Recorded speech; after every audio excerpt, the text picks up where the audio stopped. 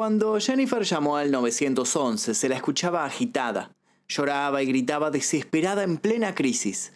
La operadora, entrenada para tales situaciones, le pidió que se tranquilizara y fuera clara.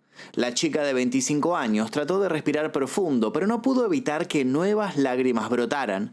Repitió lo que ya había dicho desde que la habían atendido. Unos malvivientes habían entrado en la casa en la que vivía con sus padres. A ella la habían atado y la habían dejado encerrada en el piso de arriba. Tras lograr liberarse, había escuchado a sus progenitores rogar por su vida. Luego, oyó disparos.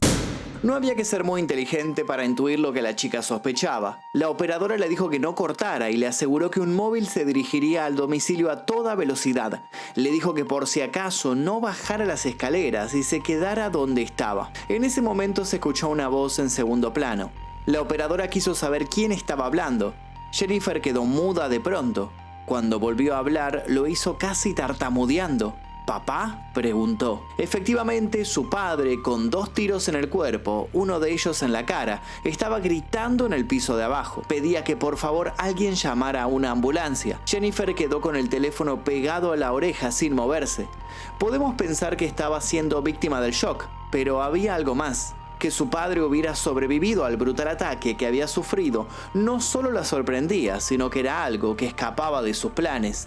De hecho, si el hombre no hubiera tenido la fortuna de que las balas que impactaron en su cuerpo no hubieran esquivado los órganos vitales, hoy yo no estaría contando esta historia y una criminal se hubiera salido con la suya, pero no nos adelantemos. El 10 de abril de 2024, Netflix volvió a sacar a la luz esta historia con el documental ¿Qué hizo Jennifer? Si bien el mismo fue bien recibido, pronto despertó controversias inesperadas. Resulta que para revivir el caso, los encargados del proyecto usaron imágenes realizadas con inteligencia artificial, generando archivos apócrifos sobre la vida de esta chica. Si te interesa saber qué fue lo que hizo Jennifer, cómo fue que todo se le escapó de las manos, cuáles son las duras críticas que están recibiendo los creadores del documental que ahora está en Netflix y otras cuestiones, entonces quédense que se los voy a contar en el caso del día de hoy. Sean bienvenidos al caso de Jennifer Pan, la chica que engañó a todo el mundo. Si les interesa este tipo de video al estilo True Crime, les pido por favor que dejen su like. Si este video sobrepasa los 5000 likes en 24 horas, vamos a preparar otro. Si no sobrepasa ese número, vamos a seguir hablando tal vez con cuestiones de famosos de Hollywood u otro. Vamos a seguir con otra temática porque estoy testeando a ver qué es lo que le gusta a la gente en este canal. Así que los que les gusta el True Crime, dejen su like ahora. Los que no les gusta esto y tal vez quieren ver otra temática, bueno, no dejen nada y tal vez esperen al próximo video. Comencemos.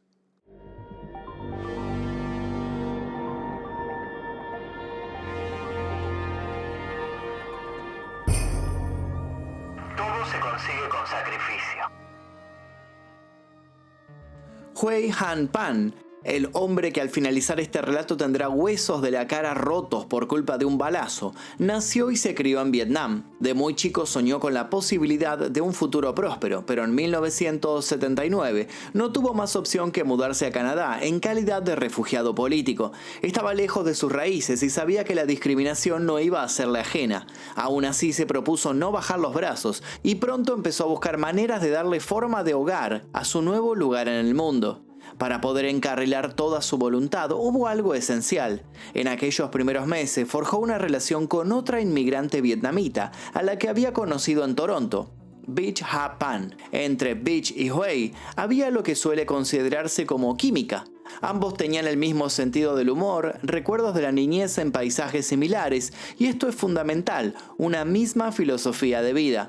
Ambos creían que el sacrificio era el único modo para marcar una diferencia. Sin embargo, a veces no basta solo con esa creencia, tampoco basta con ser perseverantes. A veces se necesita también una cuota de suerte y Bich y Hui la tuvieron. Ambos consiguieron trabajo como operarios en una fábrica de autopartes y de a poco comenzaron a cimentar los escalones de una escalera que más temprano que tarde los haría ascender tanto como siempre habían deseado. Se casaron sin perder tiempo, se mudaron al barrio de Scarborough y duplicaron sus horas extra cada vez que pudieron. El 17 de junio de 1986 tuvieron a su primera hija, a la que bautizaron como Jennifer Pan. 3 años después llegaría Félix. El muchacho va a tener un rol mínimo en lo que vamos a desarrollar, pero es importante que no nos olvidemos de él. Por ahora importa saber que la presencia de hijos hizo que la joven pareja de refugiados vietnamitas trabajara más y más duro, dispuesta a inculcar en sus hijos valores que consideraban no solo básicos, sino imprescindibles, valores como la responsabilidad. A sabiendas de que nada es tan valioso como el ejemplo, y Huey no se afligían si tenían que pasar pocas horas con sus niños.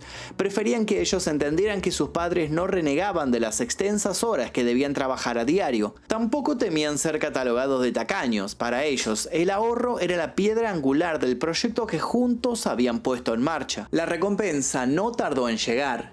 En el año 2004, y luego de más de 20 años de seguir a rajatabla el plan trazado, el matrimonio pudo mudarse a una casa mucho más lujosa, ubicada en la zona residencial de Markham. Pero no solo habían juntado billetes para esa casa de 2 pisos y sus 2 nuevos vehículos, también habían invertido en sus pequeños. Jennifer Pan creció con la idea de que debía ser la mejor. Le repitieron hasta el hartazgo que ella debía aprovechar los privilegios que otros no tenían. Debía estar siempre predispuesta, debía ser perfecta y ejemplar. Debía sobresalir, ocupar lugares especiales, nunca ser una más. Y para hacer honor a la verdad hay que decir que Jennifer cumplió con todo, al menos por un tiempo. Luego todo se convirtió en un caos. Jennifer toma una decisión. Jennifer ocupaba cada uno de los minutos de su vida en seguir formándose. Queda claro que entre las clases de piano, flauta, patín artístico y karate no le quedaba nada de energía para una vida social activa como la de sus amigos. Jennifer sonreía cada vez que obtenía un nuevo trofeo o una nueva medalla, pero por las noches su cabeza se llenaba de dudas. ¿Por qué no podía ir a pasear como el resto de los chicos de su edad que parecían no estar constantemente preocupados por su porvenir? Así, cada nuevo récord que rompía en el colegio, gracias a sus notables promedios, lejos de hacerla sentir bien, la hundía más y más.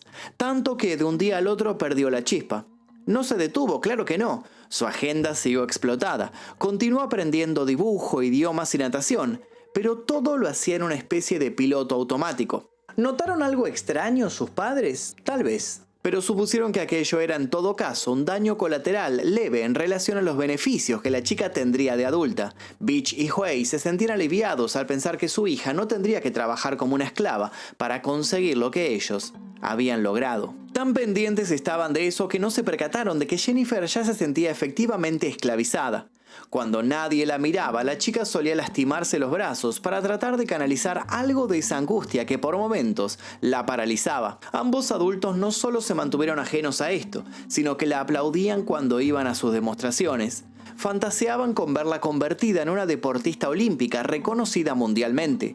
Hasta que en una de esas muestras, Jennifer sufrió un accidente y se rompió el ligamento cruzado de una de sus rodillas. Fue un momento terrible y doloroso. Un momento que significó un inesperado reposo. Mientras sus padres se lamentaban, Jennifer tuvo por fin tiempo para preguntarse qué era lo que estaba pasando con su vida. Aprovechando esos días de quietud, se replanteó muchas cosas. ¿Decidió entonces hablar de sus sentimientos con honestidad? No. Quizás no pudo o quizás no se le cruzó por la cabeza. Lo cierto es que esos pocos días fueron para su cerebro más reveladores que los últimos años. Jennifer decidió que ya no podía seguir sosteniendo sobre sus espaldas todo aquello. Se sintió desbordada, sí, y aquello sería el principio del final. Sin vuelta atrás. Cuando Jennifer se reincorporó a su rutina, estaba confundida y desganada, lo que de inmediato repercutió en sus notas. Sus profesores se preocuparon, pero le dieron chance de la duda. Después de todo, siempre había sido ejemplar, y una mala racha podía tenerla cualquiera. Pero a la chica no le importaban sus maestros. La traía sin cuidado lo que ellos pensaran. Su problema era con sus padres. No se animaba a decirles que deseaba otra realidad. Tenía miedo de que la castigaran, de que la encerraran y ya no le dejaran ver el sol. Frente a este panorama, la mentira surgió casi como una salvación. ¿Qué otra cosa podía hacer además de mentir? No sabemos si supo desde el principio qué tan lejos llegaría todo. Hay quienes dicen que las mentiras tienen patas cortas. En lo que refiere a Jennifer, el dicho pareciera no aplicar. Sus mentiras no tenían patas cortas, todo lo contrario. Con el pasar de las semanas crecerían hasta lugares impensados. Todo comenzó con algunas notas falsificadas, nada que no pudiera hacerse con algo de precisión, de paciencia, de pegamento y de una lupa. Puso gran esmero en duplicar firmas y sellos. Con el tiempo que le sobraba, empezó ahora sí a explorar el abrumador mundo de la adolescencia. Salía a escondidas, visitaba todos estos sitios que hasta el momento le habían sido vedados. Hacía amistades. Pronto descubrió que a sus nuevos amigos tampoco podía contarles la verdad. No podía arriesgarse a que alguien la delatara.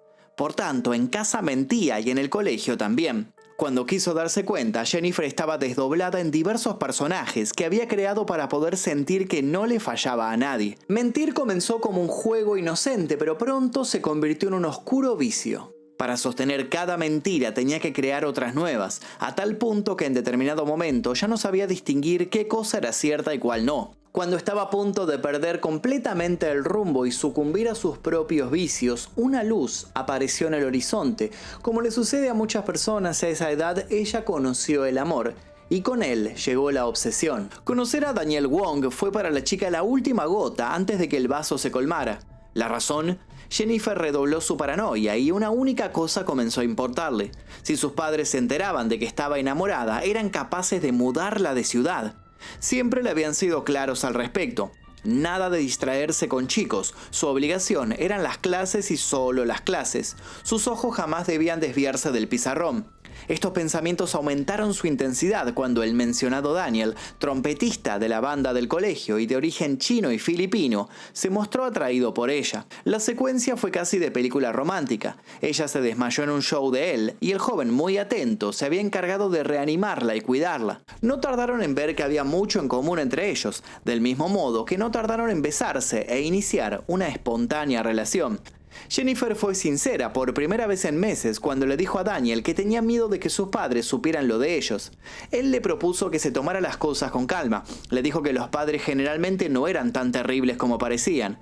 Ella le respondía que sí, que seguro tenía razón, pero internamente sabía que esa no era una opción. Intentó volver a ser una chica aplicada para tratar de recuperar algo del control perdido, pero las cosas se habían ido demasiado lejos. De pronto le resultaba más fácil seguir sosteniendo aquello que tratar de desenredarlo. Un día la sorprendieron en su hogar con la grata noticia de que había logrado una admisión temprana a la Universidad de Ryerson para que estudiara farmacia. Ella no se animó a decirles que tanto había arruinado todo que ya no estaba en condiciones de terminar el secundario. Al menos no ese año. Debía más materias de las que podía dar. Había juntado más faltas de las previstas y había acumulado unas cuantas notas que, lejos de mejorar su legajo, la describían como una chica problemática y en caída libre. Parada frente a ese abismo, Jennifer supo que no podía seguir así. Estaba echando por la borda todo lo construido en los últimos años. Sin embargo, cuando sus padres organizaron una fiesta para celebrar su inminente ingreso a una prestigiosa universidad, Jennifer sonrió de oreja a oreja y dijo gracias. A partir de ese momento, la bola de nieve crecería hasta hacerse demasiado grande, peligrosa y mortal. Una chica exitosa. Ya traspasadas todas las fronteras, Jennifer no dudó en acelerar. Le dijo a sus padres que en la universidad no solo le iba bien, sino que le habían premiado con una beca por su desempeño. Ellos no pararon de repetir la noticia a todos sus allegados, mostrando los supuestos logros de su hija como quien presume una delicada joya.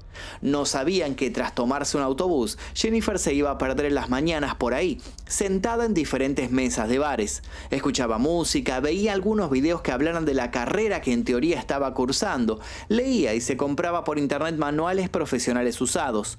Sus artimañas para el engaño habían mejorado notablemente.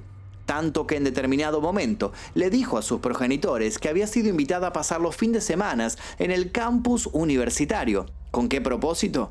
Quedarse con compañeros haciendo trabajos que los ayudaran a seguir escalando posiciones en el competitivo mundo estudiantil. Beach y Huey aceptaron, le desearon éxitos y le dieron algunos dólares para que nada le faltase. Durante esas jornadas, Jennifer se instalaba en la casa de su novio. Al mismo tiempo, comenzó a buscarse algunas actividades que le ayudaran con los ingresos. Empezó a dar clases de piano y pasaba algunas horas atendiendo en un restaurante. Daniel también tenía trabajo y un sueldo bastante mediocre que complementaba vendiendo drogas. El tiempo pasó y ni Beach ni Huey sospecharon nada, o al menos no lo suficiente como para cuestionar a su hija. Ni siquiera dudaron cuando llegó la graduación y ella les dijo que no podían asistir a la ceremonia de entrega de diplomas. Mirándolos a los ojos, les explicó que por cuestiones organizativas, a la ceremonia solo podía ir un familiar por persona. Les dijo que aquello le parecía injusto, que sabía que ambos habían dado todo por ella y ninguno debía quedarse sin la chance de verla en ese momento tan importante. Para evitar el dilema, concluyó, iba a invitar a un amigo al evento. Como podrán imaginarse, los padres de Jennifer quedaron encantados con estas palabras, porque sabían que su hija tenía muy buenas notas, pero también ahora creían que ella tenía valores para la vida muy altos, que pensaba continuamente en el prójimo. ¿Qué más podían pedir? Y eso no era nada. A la semana, la chica les dijo que había conseguido un puesto como voluntaria en el laboratorio de un hospital, lo que podía ser la antesala al tan esperado empleo exitoso que toda la vida habían deseado para ella. ¿Cómo pretendía Jennifer seguir con esa historia? ¿Cómo iba a sostener todo esto en el tiempo? La verdad es que no lo sabemos. Lo que sí sabemos es que este fue el punto en el cual la farsa comenzó a mostrar sus primeras fisuras. Un día sus padres insistieron en llevar a Jennifer hasta su trabajo y la joven no supo cómo decirles que no, por lo que se los permitió. Como se había acostumbrado a ser muy precavida, pudo notar cómo su madre la seguía una vez que bajaba del auto. Sin perder la compostura, se adentró en el hospital donde se suponía que se desenvolvía como becaria. Dobló en cada recoveco, subió escaleras y terminó perdida entre la multitud, con el corazón desbocado, sintiendo por primera vez en casi una década que había estado a punto de ser descubierta. Respiró hondo y se trató de convencer de que había salido bien parada, que no tenía de qué preocuparse. Solo tenía que seguir mintiendo y tarde o temprano saldría de aquello. Sin embargo, sus padres le enviaron un mensaje unas horas después. Le aseguraron que era urgente que se presentara en el hogar. La chica fue hasta ahí temiendo lo peor, y claro, lo peor sucedió. Resulta que sus padres habían hecho una llamada, luego otra y otra y otra, y habían descubierto que Jennifer no era quien decía ser. La joven intentó esbozar algunas excusas, pero lo que siguió fueron gritos y más gritos. Le dijeron que debía renunciar a su trabajo en el bar, que debía volver a vivir con ellos, que iban a controlarle todos los movimientos de allí en adelante. A pesar de que Jennifer era mayor, la retuvieron, le sacaron el celular y la notebook, la aislaron y la obligaron a que se metiera en su habitación como cuando era una niña. Antes de cerrar con un portazo, le dijeron que se olvidara de ese tal Daniel. Acto seguido, Jennifer quedó a oscuras. Había vuelto al principio. Había vuelto a ser esa pequeña que se había roto los ligamentos de la rodilla, esa pequeña temerosa que no se sentía dueña de su destino, pero eso no era todo. Cuando unos días después, escondida de sus padres, revisó sus redes sociales, vio que Daniel, cansado de esperarla, ya había iniciado una nueva relación. Fue entonces cuando Jennifer terminó de romperse y es así como nuestra historia vuelve al principio. Una noche violenta. Tras las primeras semanas luego del encierro, Jennifer empezó a mostrarse menos distante con sus padres. A pesar de que ellos se mostraban fríos con ella, la chica comenzó a ganar su confianza. No lo decía explícitamente, pero ellos supusieron que se sentía arrepentida por todo lo que había hecho. Incluso empezó a abrazarlos con cariño, cosa que había dejado de hacer luego de la secundaria. La noche del 8 de noviembre de 2010 los besó en la frente y luego se dirigió a su habitación. Si alguien los hubiera visto desde afuera, podría haber pensado que se trataba de una familia ciertamente disfuncional, pero feliz. Eran las 22:02 y pronto todo daría un giro aterrador. Menos de 10 minutos después de que Jennifer entrara a su cuarto, 3 personas con el rostro cubierto ingresaban al domicilio llevando armas. Lo que siguió fue vertiginoso y terminó con Jennifer llamando al 911 entre lágrimas. La chica dijo que unos delincuentes estaban en su casa, que la habían atado y que había podido escapar. Agregó que había escuchado cómo fusilaban a sus padres en el sótano. Cuando las autoridades llegaron al domicilio, encontraron un panorama perturbador. Efectivamente, Beach estaba muerta, pero Huey no. El hombre tenía un tiro en el rostro, pero estaba vivo. Había subido las escaleras y se arrastraba pidiendo ayuda. Fue trasladado al hospital Markham Stouffville primero y luego, por la gravedad de sus heridas, derivado en helicóptero al Sunnybrook Hospital de Toronto. Jennifer temblaba y apenas hablaba. Era lógico, ¿cómo no iba a estar en shock? Pero los investigadores se mostraron bastante intrigados por ciertos detalles. Lo primero que le llamó la atención era que los delincuentes no se habían llevado nada de valor. Aquello no era un robo convencional. ¿Ajuste de cuentas quizás? Al inspeccionar todo un poco más, las alertas aumentaron. No había puertas forzadas. ¿Cómo podía ser eso? Uno de los detectives dijo tener un presentimiento. Le dijo a sus compañeros que Jennifer tenía las actitudes de alguien que mentía. Lo trataron de insensible, le dijeron que la joven había perdido a su madre y casi a su padre, que estaba haciendo lo que podía. Sin embargo, todos tuvieron que asumir que cuando Jennifer se enteró de que su padre sobreviviría, no se había mostrado particularmente optimista. Todos vieron cómo empalidecía, como si hubiera visto un fantasma. No les hizo falta revolver mucho sobre su pasado para descubrir su historial de mitómana serial. Una semana después de los balazos, Huey despertó del coma inducido. Tenía huesos de la cara rotos y su organismo estaba repleto de sedantes. Por todo esto el hombre tuvo que hacer un esfuerzo enorme para comunicarse con la policía. Les dijo que necesitaba testificar. Cuando se propusieron tomarle declaración, todos quedaron estupefactos, todos menos el detective que decía que Jennifer no era de fiar. Es que Huey, a pesar de que le costaba hablar, se hizo entender a la perfección. Dijo que su hija no solo nunca había sido atada, sino que le había visto hablar amablemente con uno de sus verdugos. Incluso mientras lo creían muerto, la había visto bromear con el otro. Jennifer fue rápidamente apresada. El hombre que siempre la había tenido en la mira se permitió una mentira. Le dijo que tenía en su ordenador un software capaz de identificar cuando alguien no decía la verdad. Lo hizo porque sabía que a una mentirosa solo se le puede ganar en su propio ámbito. Lo hizo también porque para la policía canadiense está permitido mentirles a los sospechosos. De algún modo todo parecía bastante irónico. La reina de la mentira había caído en una mentira. Fue por eso que el 22 de noviembre de 2010 Jennifer decidió contar la historia, tal cual como realmente había sido. Lo que en realidad pasó. Lo primero que había hecho Jennifer luego de que sus padres descubrieran que era una embustera había sido enfocarse en Daniel. Se había propuesto recuperar a su pareja, ¿y cómo lo hizo? Del único modo que sabía, mintiendo. Tras mandarle intrincados mensajes, lo convenció de que la chica con la que había empezado a salir era en realidad una psicópata que no paraba de acosarla. Lo convenció de que si no fuera por ella, él habría muerto en manos de esa desquiciada. Daniel le había creído. Era obvio que lo tenía bajo su poder. Por eso fue a él a quien decidió contarle el resto de su plan. Un plan que tenía como punto central 2 muertes. Jennifer había llegado a la siguiente conclusión: si ya no podía engañar a sus padres, entonces tenía que deshacerse de ellos. Daniel se volvió rápidamente su aliado. Ambos sacaron cuentas y llegaron a la conclusión de que Jennifer podía cobrar una herencia enorme si sus progenitores desaparecían. A partir de ese momento empezaron a buscar al sicario indicado. Primero le pagaron a unos chicos góticos, pero ellos los estafaron y se fueron con el dinero.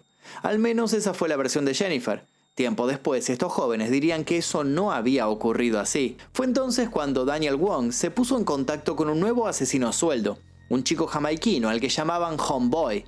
Este muchacho les pidió $10,000 para concretar el crimen, pero les dijo que necesitaría la ayuda de otras 2 personas. Allí mismo cerraron el pacto. Jennifer dejaría una puerta abierta y ellos se encargarían del resto. Bueno, lo que sucedió ya saben cómo pasó. En determinado momento la joven intentó cambiar su testimonio. Dijo que en realidad había contratado a los asesinos porque estaba muy deprimida y quería que la mataran porque no se animaba a hacerlo ella misma. Dijo que los otros la traicionaron y que en vez de acabar con su vida habían liquidado a sus progenitores. Pero claro, nadie le creyó. Había perdido su poder de engañarlos a todos. El juicio y nuevas polémicas. Aunque los acusados negaron los cargos, todas las pruebas cayeron contra ellos. El 13 de diciembre de 2014, Jennifer, Daniel Wong y sus 3 cómplices fueron declarados culpables y condenados a cadena perpetua. Cuando se dio a conocer el veredicto, Jennifer no se inmutó. Han Huey dijo en su testimonio escrito: "Cuando perdí a mi mujer, perdí a mi hija al mismo tiempo". Félix, el hermano de Jennifer, también sufre de depresión. Se mudó a la costa este para escapar del estigma de ser asociado con una asesina. Hay que tener en cuenta que en mayo de 2023 el Tribunal de Apelaciones de Ontario aceptó una solicitud de Jennifer y sus cómplices para ir a un nuevo juicio. Fue por esto que el 10 de abril de 2024 Netflix puso en el aire su historia con el título ¿Qué hizo Jennifer?